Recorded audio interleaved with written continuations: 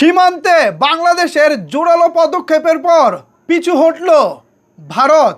Push ইনের ৭০ ঘন্টা পর ১০ জনকে ফেরত নিতে বাধ্য হয়েছে বিএসএফ। সাব্বাস বাংলাদেশ! কোন এলাকায় ঘটেছে এই ঘটনা, এ বিষয়ে বিস্তারিত জানিয়ে নিউজ প্রকাশ করেছে দৈনিক ইত্তেফাক। ভিউয়ার্স, এই খবরটি চমৎকার একটি খবরটি বেশি বেশি করে শেয়ার করে দিন, বিস্তারিত আমি জানাচ্ছি।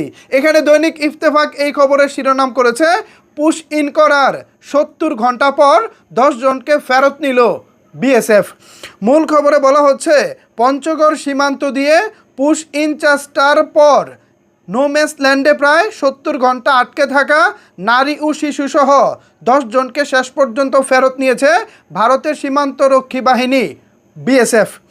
গত শুক্রবার ৫ জুন ভোর ৪টার দিকে পঞ্চগড় সীমান্ত দিয়ে ওই ১০ জনকে বাংলাদেশে পুশ ইনের চেষ্টা করে বিএসএফ। তবে সীমান্তে সতর্ক অবস্থান থাকায় বর্ডার গার্ড বাংলাদেশ বিজিবি তাদের নোম্যান্স ল্যান্ডে আটকে দেয়। এরপর টানা প্রায় ৩ দিন রোদ বৃষ্টি ও ঝড়ের মধ্যে নোম্যান্স ল্যান্ডে মানবতর অবস্থায় সময় কাটান তারা। তাদের মধ্যে ছিলেন ৫ জন পুরুষ, ২ জন নারী ও ৩ জন শিশু। সীমান্ত পরিস্থিতি নিয়ে উত্তেজনার মধ্যেই রবিবার দুপুরে আবারও তাদের বাংলাদেশে ঠেলে দেওয়ার চেষ্টা করা হলে বিজিবি কড়া অবস্থান নেয় বলে সংশ্লিষ্ট সূত্রে জানা গেছে। পরে অব্যাহত চাপের মুখে রবিবার ৭ জুন রাত ২টার পর ওই ১০ জনকে নিজেদের এলাকায় ফিরিয়ে নেয় বিএসএফ। নীলফামারীর ৫৬ বিজিবি ব্যাটালিয়নের অধিনায়ক লেফটেন্যান্ট কর্নেল সিরাজুল ইসলাম বলেন, ওই ১০ জনকে ফেরত নেওয়া হয়েছে। সীমান্তে পুশ ইন ঠেকাতে বিজিবি তৎপর রয়েছে। সাব্বাস বাংলাদেশ, সাব্বাস! সীমান্তে এভাবেই লড়াকু মনোভাব নিয়ে এগিয়ে যেতে হবে।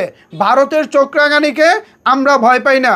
তারা যদি লিগ্যাল ওয়েতে সঠিক প্রসেসে আন্তর্জাতিক আইন মেনে এই মানুষগুলোকে ফেরত দেওয়ার চেষ্টা করতো, তাহলে না হয় বাংলাদেশ গ্রহণ করবে কি করবে না, বাংলাদেশের ডাটা বেজে তাদের নাগরিকত্ব আছে কি আছে না, এই সব কিছু বিবেচনা করবে। কিন্তু তা না করে ভারত মনে করেছে গায়ের জোরে তারা এই মানুষগুলোকে ঠেলে দিবে এবং আমরা বাধ্য হব তাদেরকে গ্রহণ করতে। না না না না, এটা আগের বাংলাদেশ নয়। আপনারা যা করবেন আমরা তাই মেনে নেব। বর্তমানে এটা তারেক রহমানের বাংলাদেশ। এই বাংলাদেশে ন্যায্যতার ভিত্তিতে কথা হবে, সমতার ভিত্তিতে কথা হবে, আর চোখ রাঙালে চোখ রাঙানি হবে, কিন্তু কাউকে ছাড় দেওয়া হবে না। আপনারা যদি আইন অনুযায়ী, ডাটাবেজের ভিত্তি অনুযায়ী সেভাবে যদি এগিয়ে আসতেন, তাহলে না হয় বাংলাদেশ সরকার বিষয়টা বিবেচনা করত। কিন্তু বাংলাদেশ সরকারকে না জানিয়ে গায়ের জোরে আপনারা মানুষগুলোকে ঠেলে দিচ্ছেন, এই বিপদগামী মানুষগুলোকে। এটা তো আসলে মেনে নেওয়া যায় না। বাংলাদেশ সরকারকে আমি ধন্যবাদ জানাই। বাংলাদেশ সরকারের শক্ত অবস্থানের কারণে ভারত পিছু হটতে বাধ্য হয়েছে ভারতের সীমান্ত রক্ষী বাহিনী বিএসএফ।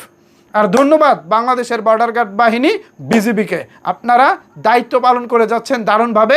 এভাবেই সীমান্তের অতন্ত্রী প্রহরী হিসেবে কাজ করে যাবেন সব সময়। ভিউয়ার্স, এই বিষয় নিয়ে আপনাদের মতামত কি জানাতে পারেন আপনার মতামত নিচের কমেন্ট বক্সে।